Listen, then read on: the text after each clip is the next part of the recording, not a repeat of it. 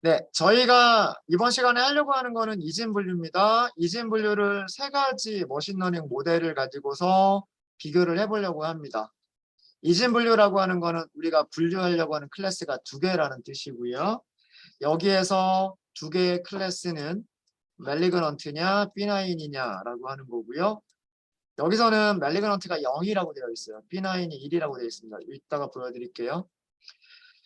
그리고 이 세 가지 머신러닝 모델을 사용할 거는 무엇을 사용할 거냐면 KNN을 이용한 분류, 그 다음에 로지스틱 리그레션을 이용한 분류, 그 다음에 스토캐스틱 그레디언트 디센트를 사용한 분류, 이 세 가지의 결과를 비교를 해보려고 합니다. 이게 우리가 하려고 하는 그런 거고요.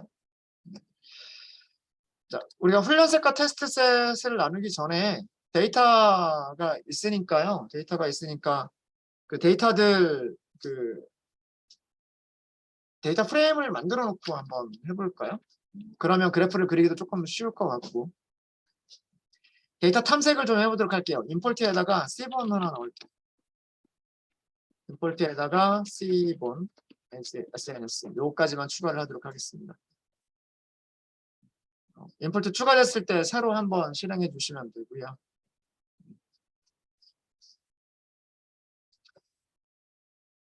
데이터 프레임 탐색을 좀 해보도록 할게요. 저희가 데이터 준비까지는 했고, 이진 분류에서 제목을 안 넣었군요. 이진 분류 데이터 준비를 했고요. 그 다음에 밑으로 쭉 내려와서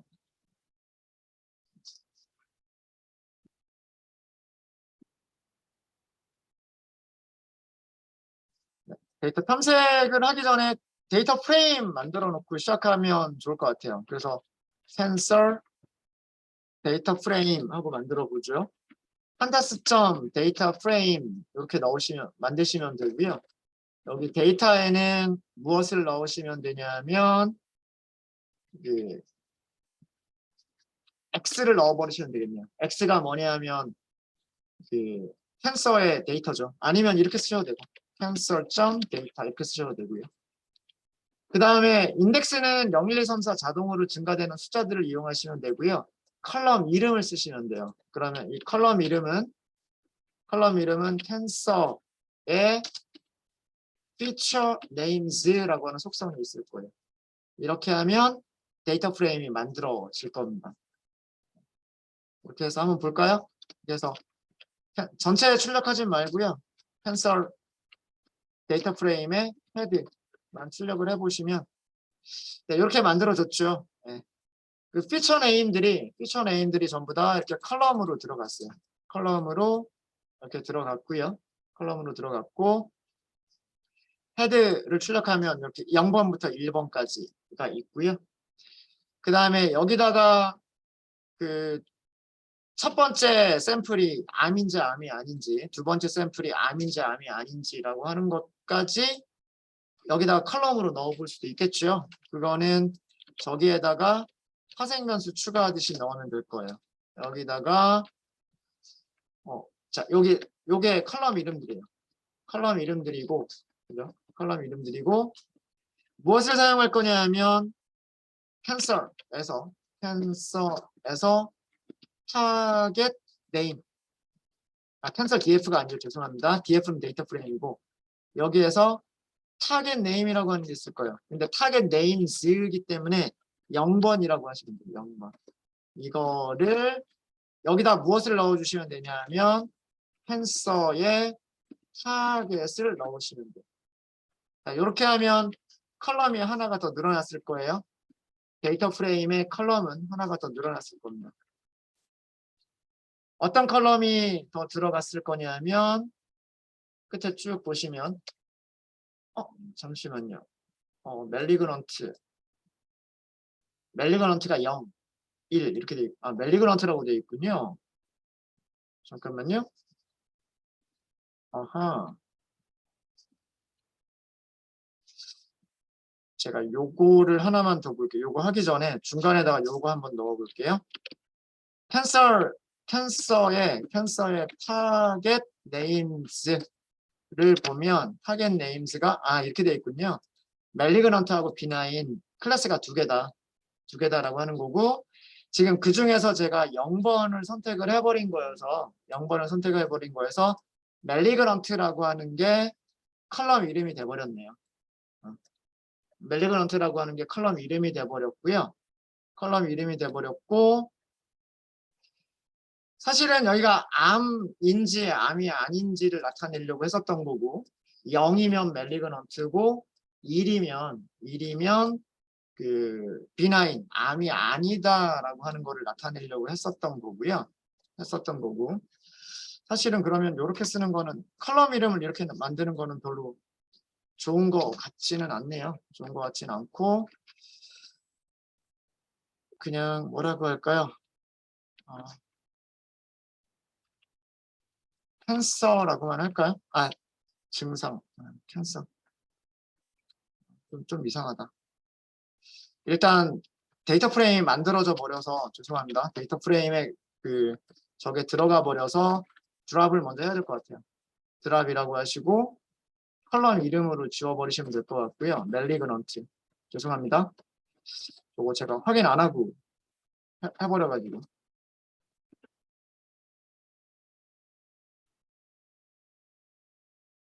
네, 이렇게 해서 보시면 이제 저장 안 했군요. 드랍이 원본 데이터를 바꿔주는 건 아니어서 컬럼을 삭제한 것을 다시 원래 데이터 프레임에 넣어 주셔야 아마 바뀐 내용이 들어가게 될 거고요.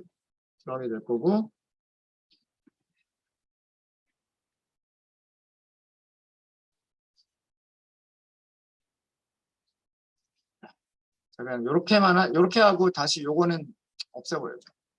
필요가 없는 코드여서 요건 지울게요. 필요가 없는 코드 그냥 지워버리시고, 여기를 이런 식으로 하도록 하겠습니다. 캔서라고 하는 컬럼이 없어서 캔서라고 하고요. 여기를 이렇게 하도록 하겠습니다. 캔서에 여기를 타겟이라고 하죠. 캔서.타겟. 타겟? 이상한가? 타겟이라고 하도록 하겠습니다. 이렇게 하면 헤드 다시 한번 출력해 보시면은요. 이제 여기가 타겟이라고 하는 이름으로 들어가 있고요. 0이 들어가 있고요. 아마 0과 1이 섞여 있을 겁니다. 0과 1이 섞여 있을 거고, 그럼 0이 몇 개인지, 그 다음에 1이 몇 개인지도 할 수가 있고요. 그 다음에 0과 1 대신에 그 문자열을 직접 넣으실 수도 있으세요. 문자열을 직접 넣으실 수도 있으시고, 0이 의미하는 거는 멜리그넌트입니다. 그리고 1이 의미하는 거는 비나인이고요. 암 환자와 암 환자가 아닌 것들, 아까 설명에 있었죠. 설명에 디스크립션 부분을 보시면 디스크립션 부분에서 569개의 샘플이 있는데 클래스가 2개가 있다라고 되어 있고요. 클래스 개수가 안 나와 있나요? 여기 있죠. 멜리그넌트가 212개, 그 다음에 B9이 357개 라고 나와 있어요. 그죠? 이거를 실제로 그런지 확인해 보실 수 있겠죠. 저런 설명이 만약에 없다라고 한다면 그래프 그려보시면 될 거예요. 카운트 플롯 하면 되지 않을까요? 카운트 플롯. 그죠? X를 타겟으로 놓으면 되고요. 그 다음에 데이터 프레임은 우리가 방금 만든 cancel df를 이용하시면 되겠죠. 네, 이렇게 하면 0의 개수는 대략 210개, 200 조금 넘고요. 그 다음에 암이 아닌 거는 350개가 조금 넘고 있습니다. 그죠? 그래서 두 개를 합쳐주면 550개, 560개 정도가 나오겠네요. 그죠? 네. 그래서 여기서 0이 무엇이고 1이 무엇이다. 0은 멜리그넌트, 1은 비나인이라고 하는 개수.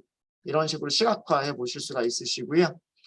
그 다음에 다른 변수들 같은 것들도 여기 보시면 뭐 얘네 그 각각의 변수들의 뭐 최소값, 최대값, 평균 이런 것들은 그 describe 함수를 이용해서 그 확인을 하실 수가 있으세요.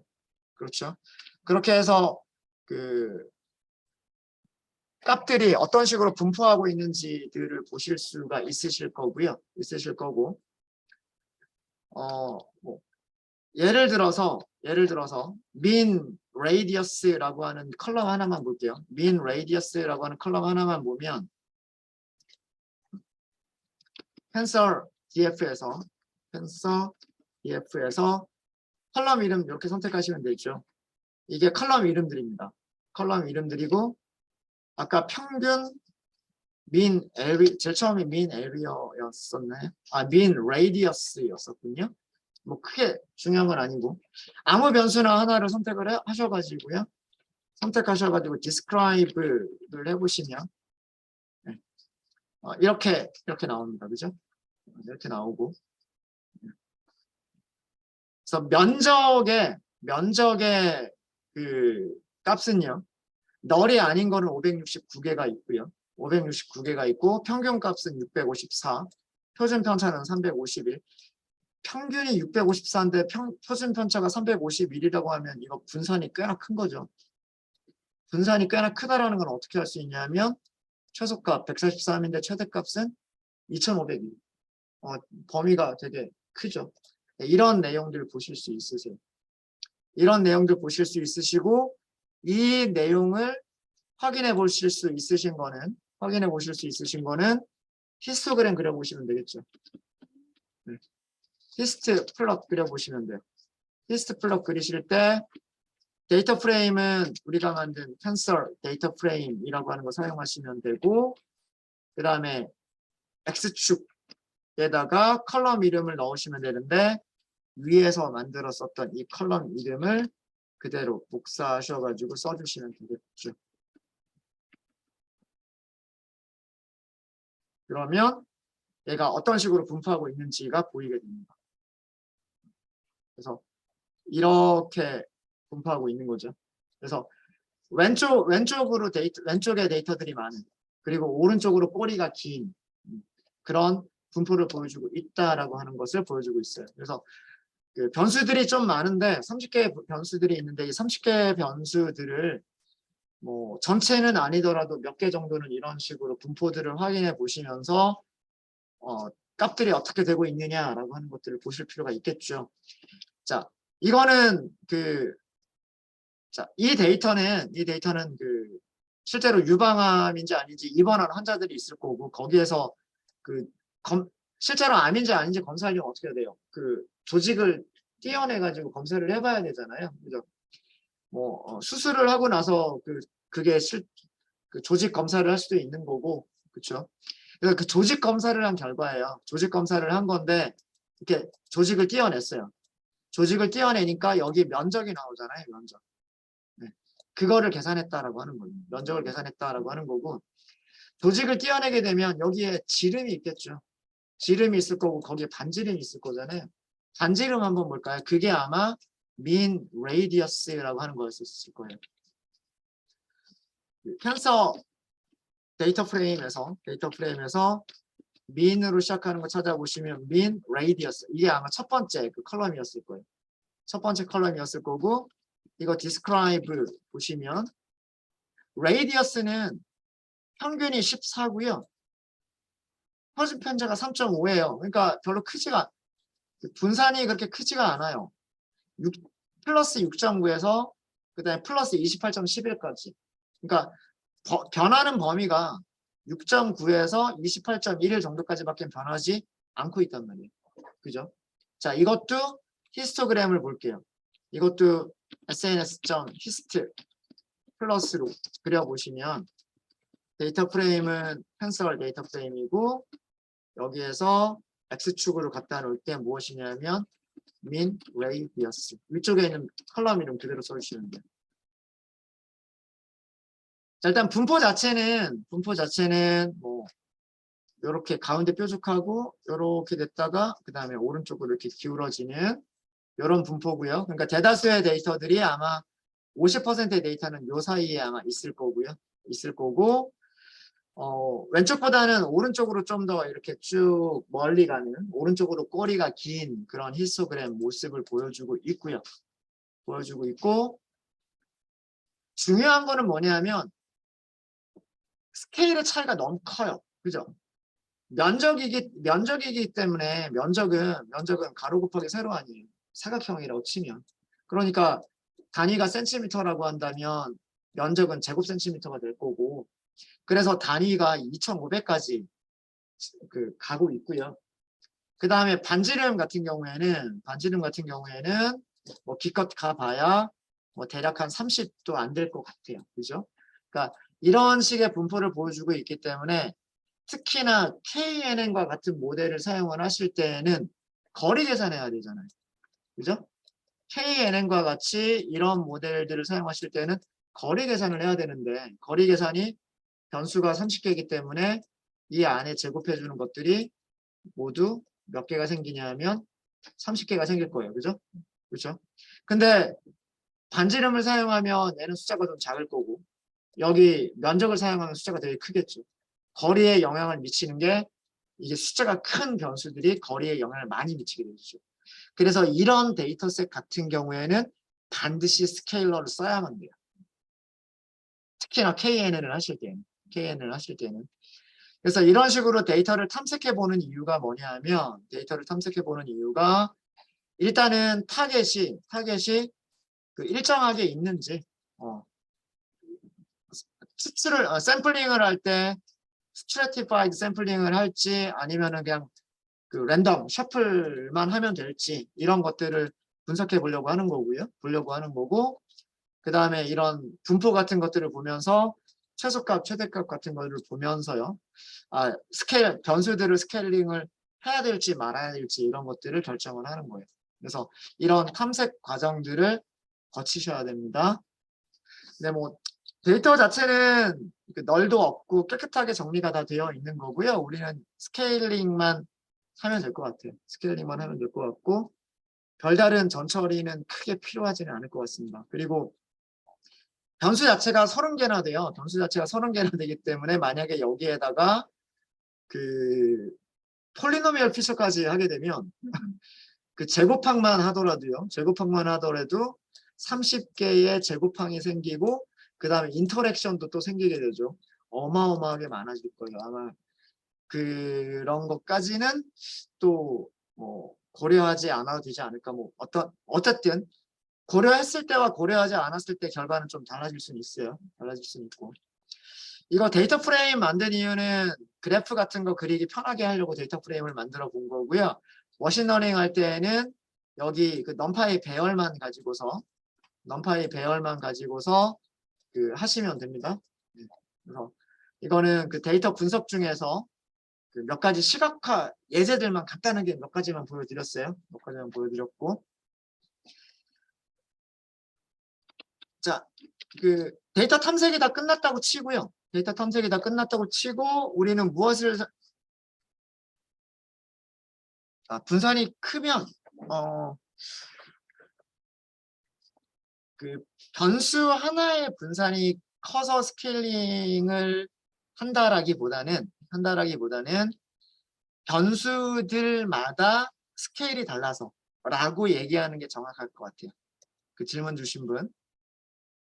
어떤 변수는 스케일이 6.9에서 28.1까지밖에는 변하지 않고 어떤 변수는 스케일이 143에서 2501까지 스케일이 변하기 때문에 변수들마다 스케일이 다른 거죠. 그래서 모든 변수들을 비슷한 스케일로 맞춰주겠다. 이게 스케일링입니다. 이게 스케일링이고 어떤 변수 하나의 분산이 크다고 해서 스케일링을 하는 건 아니고요. 변수들을 여러 개를 비교를 해봤는데 그 변수들이 어떤 변수는 1에서 10까지, 어떤 변수는 0.1에서 1까지, 어떤 변수는 10에서 1000까지 이런 식으로 각자 전부 제각각이면 스케일이 제각각이면 스케일을 맞춰주고 시작하는 게 좋겠다라고 하는 거예요. 네. 그래서 두 개만 본 거예요. area하고 그 다음에 radius 두 개만 본 건데 두 개만 봐도 일단 스케일이 너무 다르죠. area의 스케일은 143에서 2501까지고 radius의 스케일은 6.98에서 28.1까지여서 그러니까 모든 변수들을 비슷한 스케일로 맞추겠다. 네, 뭐 이런 내용입니다. 그런 내용이고요. 자, 이제 뭐 탐색이 끝났다 치고요. 탐색이 끝났다 치고 훈련셋, 테스트셋을 먼저 나눈 다음에 훈련셋, 테스트셋 분리를 한 다음에 그 다음에 몇 가지 모델들을 선택을 해 보도록 하겠습니다. 트레인, 그 다음에 테스트 이렇게 나누시면 되고요. 대문자로 시작하는 거는 2차원 배열이에요. 그 다음에 트레인, 테스트, 소문자로 시작하는 건 1차원 배열이고요. 트레인, 테스트, 스플릿 함수 이용하시면 될 것 같고요. X하고 Y 넘기시면 돼요. X, Y는 우리가 위에서 만들었어요. 그죠? 그 로드 캔슬, 로드 브레스트 캔슬 해가지고 X하고 Y는 가지고 왔고요. 그 다음에 테스트 사이즈를 하시면 될 것 같고요. 테스트 사이즈를 우리가 거의 650개 정도가 있었죠. 그러면 20%만 해도 한 30개가 넘을 거고 20%로 할게요. 테스트 사이즈를 20%. 그럼 나머지 80%가 훈련셋으로 쓰겠다라는 그런 의미가 되고요. 랜덤 스테이트는 그 여러분들하고 저하고 결과만 똑같이 보려고 하는 거고 실제로 훈련하실 때는 넣는 거 아닙니다. 넣는 거 아니고 셔플은 기본값이 true예요. 셔플은 기본값이 true고 여기서는 추가 추출이 필요해요. 멜리그넌트하고 B9하고 0과 1의 개수가 서로 다르기 때문에 0과 1의 개수가 서로 달라서 stratify를 주실 필요가 있고 이거를 y라고 주실 필요가 있어요.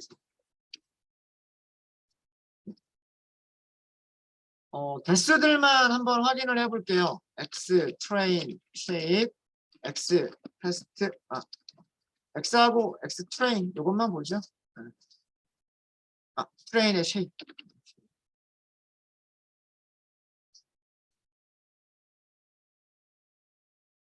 네, 여기에 455개의 샘플이 있었다면 아까 650개 정도가 있었으니까 나머지 한 200개 정도, 대략 한 200개?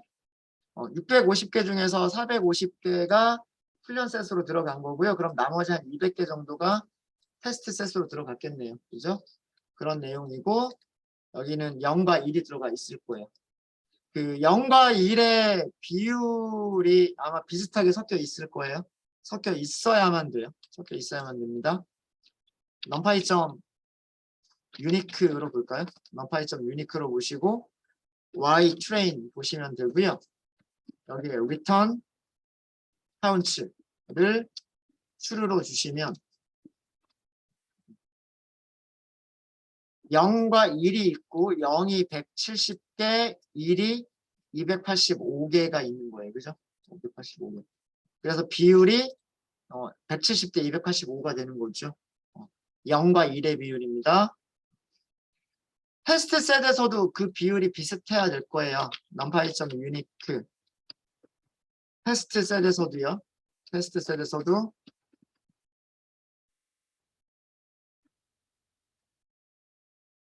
0과 1의 비율이 42대 72 이렇게 되어 있는 거고 아마 비율 계산해 보시면 그렇게 비슷할 거예요. 아마도.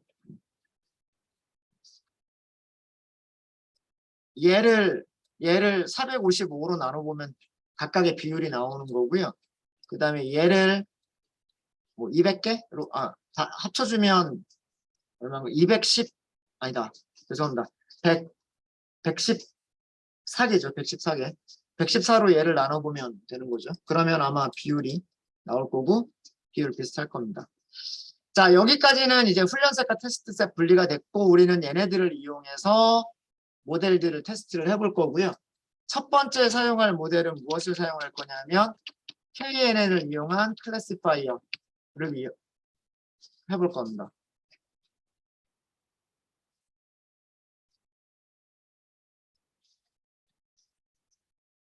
자, KNN 분류기를 할 때 이것도 파이프라인을 쓸 거예요.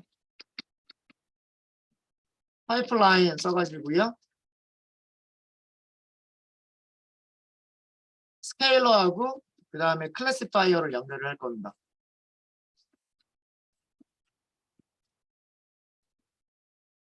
스케일러는 스탠다드 스케일러 이용하시면 되고, 그 다음에 클래시파이어는 무엇을 이용하시면 될까요? KNN, K네이버 클래시파이어 이용하시면 돼요. 일단은 여기 있는 기본값을 그대로 이용을 할게요. 이웃의 개수는 5개를 사용하겠다라고 하는 그대로 사용하도록 하겠습니다. 자, 모델을 생성을 했죠. 그 다음 단계는 뭐예요? 그 다음 단계는 훈련시키는 거죠. 어디에다가? 훈련 세트에다가. 이게 모델 훈련입니다. 네, 다시 한번 설명을 드리면 여기서 훈련시킨다라고 하는 과정은요. 훈련시킨다라고 하는 과정은 훈련셋이 스케일러로 들어가서 스케일이 끝나고요. 그 스케일이 끝난 녀석이 누구로 들어가는 거예요? 클래시파이어로 들어가는 거예요. 이때 얘도 같이 들어가는 거죠. 얘도 같이 들어가서 훈련이 돼서 나오는 겁니다. 아셨죠? 네. 자, 그러면 이제 우리는 예측을 해볼 수가 있고요. 훈련셋의 예측값, 테스트셋의 예측값 각각 계산을 해서 몇 개를 맞추고 몇 개를 틀렸는지를 보도록 할게요. 훈련셋 예측값 먼저 찾아볼게요. 어떻게 하시면 될까요? KNN 모델에서 피팅 하시면 되는, 죄송합니다. 프리딕트만 하시면 되는 거죠. 프리딕트. 여기에다가 트레인셋 넘기시면 돼요. 그렇죠? 자, 이거를 찾은 목적은 무엇을 하기 위해서? 컨퓨전 매트릭스 해보려고. 컨퓨전 매트릭스. 컨퓨전 매트릭스가 실제값하고 예측값 주게끔 되어 있는 거잖아요. 그죠? 실제값하고 예측값을 주게끔 되어 있으니까 실제값은 ytrain, 그 다음에 예측값은 train, 예측값. 이게 컨퓨전 매트릭스예요. 자, 이거를 해석하실 수 있으셔야 돼요.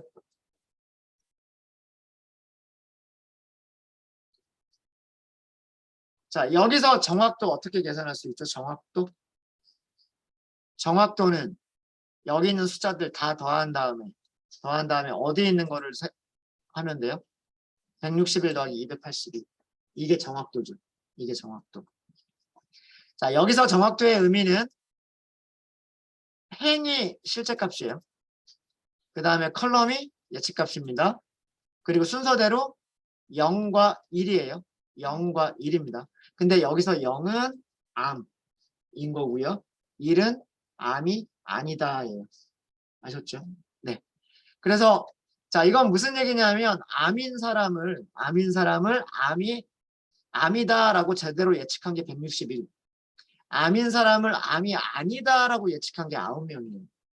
그 다음에 암이 아닌 사람을 암이다라고 예측한 게 3건이고요.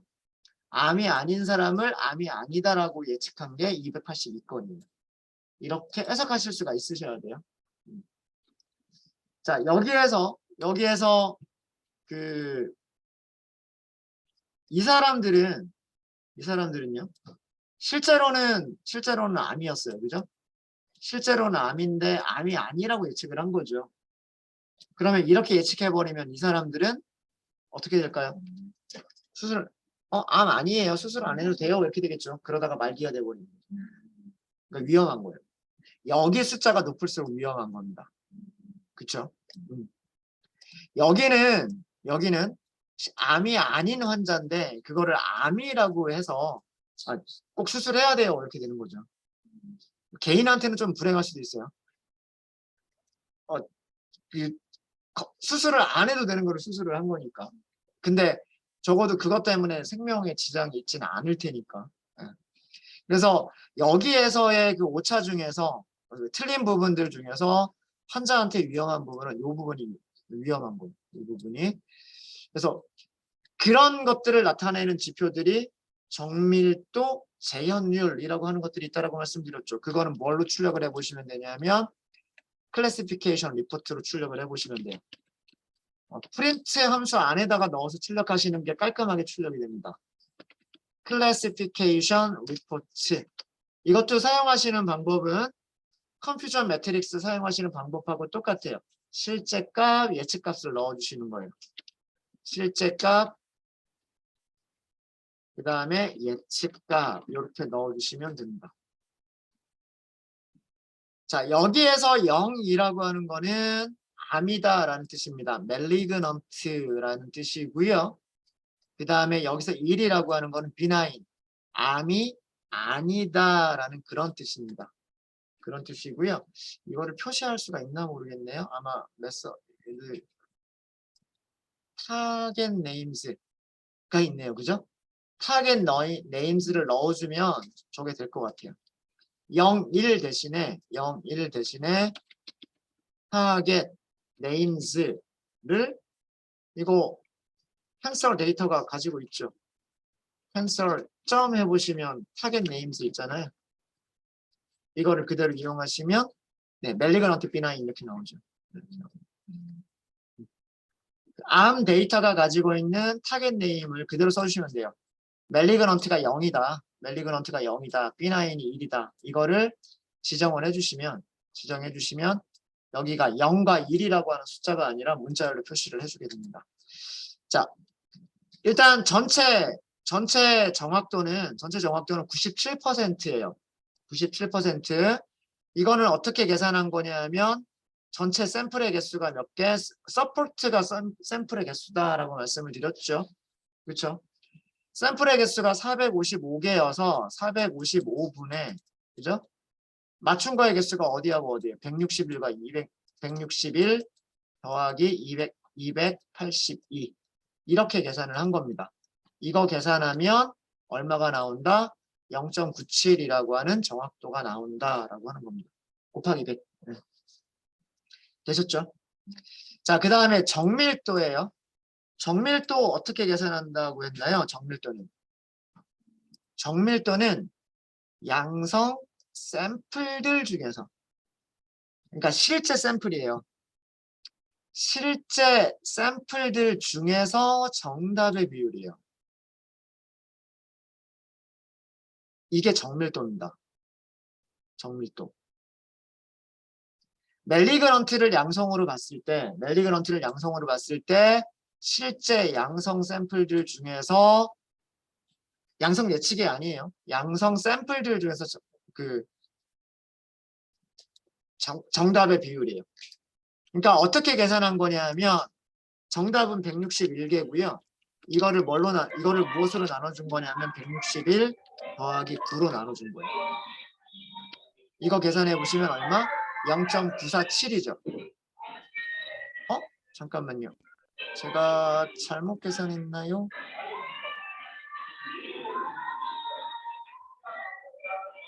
양성 샘플들. 양성 예측인가? 제가 거꾸로 설명을 드렸군요. 네. 그래서 양성 예측들. 이렇게 해야 나오는 게 맞군요. 죄송합니다. 제가 잘못 설명드렸어요. 제가 잘못 설명드렸어요. 저도 자꾸 헷갈려요. 자꾸 헷갈립니다. 정밀도는 양성 예측. 죄송합니다. 양성 예측들 중에서 그 정확도, 정답률. 그래서 이렇게 계산해 보면 98, 0.98이라고 하는 숫자가 나오는 거예요. 숫자가 나오는 거고, 그 다음에 아까 리콜이 제가 아까 설명드렸던 이 부분이 이렇게 계산하는 게 이게 리콜. 그래서 아까 그 숫자가 0.94 얼마 이렇게 나왔었죠. 반올림에서 0.95고 그 다음에 0.98하고 0.95의 평균을 계산한 거예요. 그래서 이게 0.96인 겁니다. 조합 평균이라고 말씀을 드렸죠. 역수들의 평균에 다시 역수 취한 거예요. 역수들의 평균에 다시 역수를 취한 겁니다. 네, 그렇게 계산한 값들을 정밀도, 그 다음에 재현율, F1 스코어 이렇게 되는 겁니다. 그리고 얘네들은 각각 계산해주는 함수들이 또 따로 있어요. 이라고 하는 모듈에 보면 매트릭에 보면 프리시전 스코어, 리콜 스코어, F1 스코어, 그리고 accuracy라고 하는 accuracy 스코어라고 하는 함수들이 다 따로 있습니다. 그런 것들을 이용해서 하나씩 보실 수도 있으세요. 그래서 얘네들이 계산돼서 나오는 거는 이 컨퓨전 매트릭스에서 하나씩 계산돼서 나오는 거다라고 하는 겁니다. 이쪽 샘플 계산해 보면 170개. 그러니까 실제 멜리그넌트가 170개라는 얘기고요. 실제 B9이 285개, 여기가 285개. 그런 얘기들입니다. 그래서 요거 해석하실 수 있으셔야 돼요. 이걸 해석하실 수 있으셔야 되고요. 자, 여기까지는 훈련 셋이에요. 일단 훈련 셋의 정확도 97%. 그 다음에 여기서는 아까 어디에 있는 숫자가 적은 게 좋다고 그랬어요. 여기 있는 숫자가 적은 게 좋다라고 말씀을 드렸죠. 이 얘기는 뭐냐면 리콜, 재현율을 보셔야 되는 거예요. 재현율이 높은 모델이 더 좋은 모델입니다. 그러니까 만약에 정확도가 똑같다고 했을 때, 정확도가 똑같다라고 했을 때는 리콜이 크다란 얘기는 이 숫자가 여기 정답률이 커지는 거죠. 정답률이 커지는 거니까 이 틀린 개수가 작아지는 거잖아요. 그죠? 그렇죠? 이 틀린 개수가 작아지고 여기 있는 정확도가 높아지는 거기 때문에 리콜이 좋아지면 여기 있는 숫자가 작아진다는 얘기예요. 여기 있는 숫자가. 네. 그래서 여기에서는 재현율, 정밀도보다는 재현율을 좀 더 보셔야 되는 그런 모델이다라고 말씀드릴 수가 있고요. 자, 이거는 훈련셋의 예측값을 본 거고요. 테스트셋의 예측값을 보도록 하겠습니다. 테스트셋의 예측값은 KNN 모델에서 마찬가지로 프리딕트 함수를 이용하시면 되고요. 테스트 이렇게 하시면 돼요.